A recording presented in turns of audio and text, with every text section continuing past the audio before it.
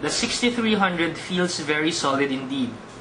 It's made from a combination of tough stainless steel covers and glossy, expensive black plastic. It is hard, but it's also very slim and sleek. It's comfortable to carry around in the pocket, and unlike other metallic handsets, it doesn't feel that heavy. Sa totoo lang, isang tingin pa lang, attractive na ang design nito kahit sobrang simple. What you see is what you get, kumbaga.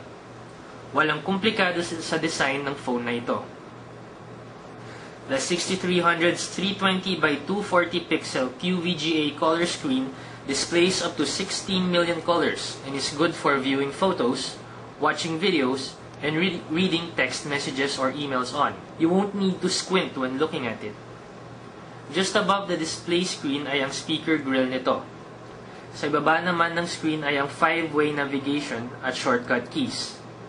Talagang intuitive ang style nito. All these sit on a glassy black plastic front panel. Nokia 6300's keypad features large keys, making it very easy to use. You don't have to worry about keying in the wrong character or number because it's spacious enough. And the only button key found in its side panel is the volume key. At the bottom, there's a small charging port that fits the new Nokia charger, a 2.5mm headphone jack, and a mini USB port. Nokia has abandoned their proprietary POP port connector in favor of the mini USB. Kaya hindi na kailangan ng Nokia cable para mag-upload at mag-download ng file sa PC. Medyo hassle nga lang, dahil kailangan pang alisin ng back cover para lang mabuksan ang USB cover nito. At the back, behind the main speaker, you'll find the 2.0 megapixel camera. Wala itong flash kaya asahan ng hindi ganun kaganda ang result ng picture kung kinuha indoor.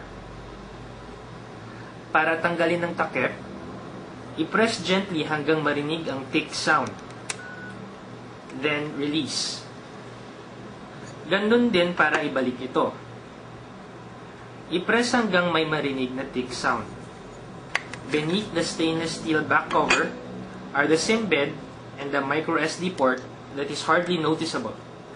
It's strategically placed at the very right side.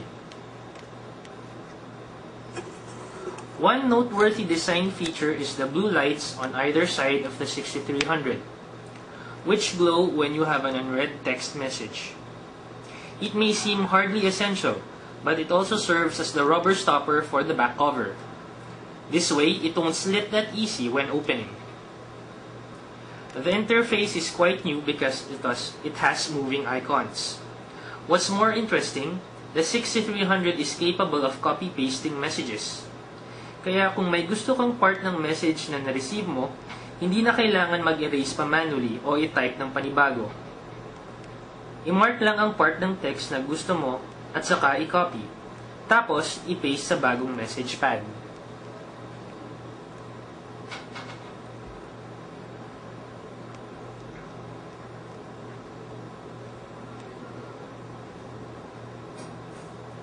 Maayos din ang sound quality ng 6300. May built-in music player ito at ganito ang sound quality na tinutukoy ko.